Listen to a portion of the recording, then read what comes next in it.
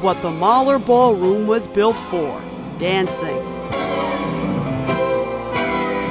The graceful moves of classic dances vanished from this floor years ago, but now they're back. Do a piece in sections. One more time. This is this. Vassily Lyashenko has taught ballroom dancing all over the world. But here in the U.S., Lyashenko says the Mahler Ballroom is in a class by itself. There is a mecca of ballroom dancing. It's in England, and it looks like kind of this. I don't know how others in the United States can enjoy facilities like this. Believe me, and it's very, very unique and rare place. The ballroom was built in the Central West End in 1907 by European immigrant Albert Mahler. The architect was one of St. Louis's most distinguished, Theodore Link, who's best known for creating Union Station. For nearly 3 decades, Albert Mahler's son Jacob taught young people dance and manners. The ballroom was also the setting for evening socials called fortnightlies. Since Jacob Mahler's death in 1928, the ballroom has changed hands several times and used mainly as a party venue.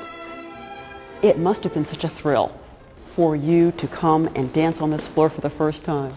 Oh, Ruth, it was like not to be believed. The current owner is Marsha Shepley, an occupational therapist who took up ballroom dancing 4 years ago. 2 years ago, Shepley was looking for a practice space when she noticed the building. I drove by this ballroom, never having seen it before.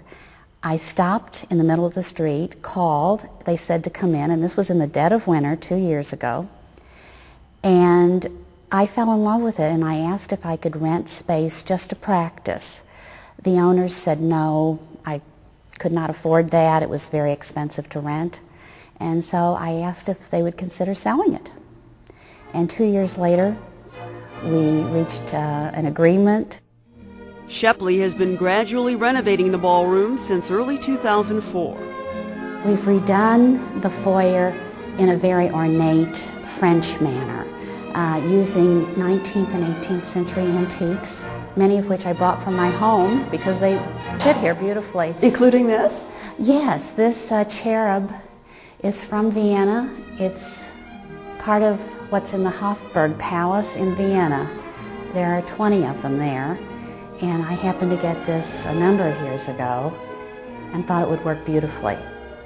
This was an original water fountain. We don't use it now, we use bottled water, but the florists love to put arrangements here underneath the clock, a gilded, bronze gilded Tiffany clock. The ceiling is 24 feet high. What's unusual about this ballroom is that it's freestanding. There are no columns. So for people who love to dance, you know, you have the entire space. We felt that we needed more light, and so gradually we're adding more light to each floor so that the architectural detail just above here, the moldings here, can be shown off better.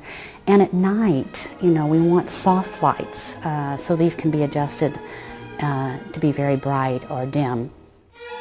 The chandelier weighs 70 pounds. So when they come in to redo the ceiling, they'll have to be very careful taking it down and cleaning it. It's the only chandelier since I have the building that we have not been able to clean yet, and I know when it's cleaned it'll be magnificent.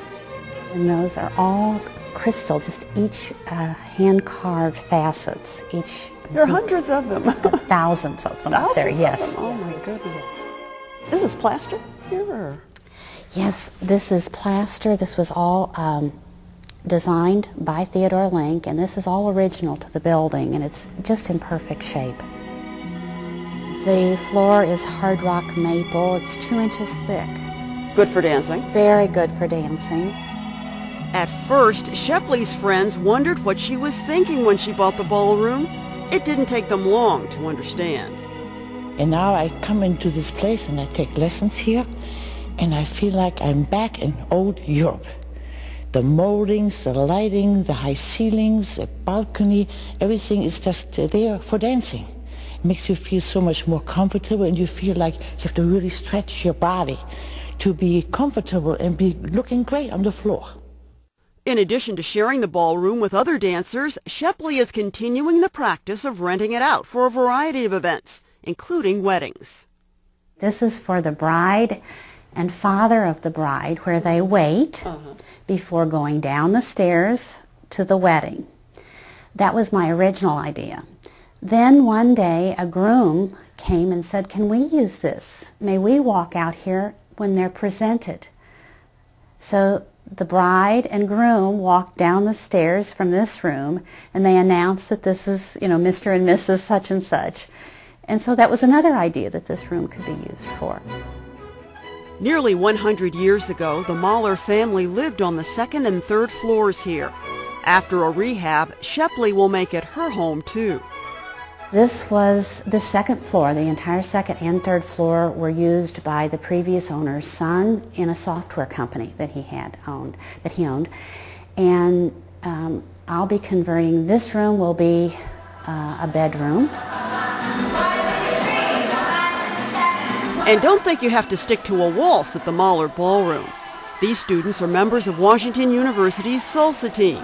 They practice in a studio on the first floor. So dance is here to stay at the Mahler Ballroom, if Marsha Shepley has anything to say about it. I feel like I've been given a gift. I feel like I'm playing dress-up when I'm on the dance floor. When someone walks into this space, it sort of takes their breath away. It did mine.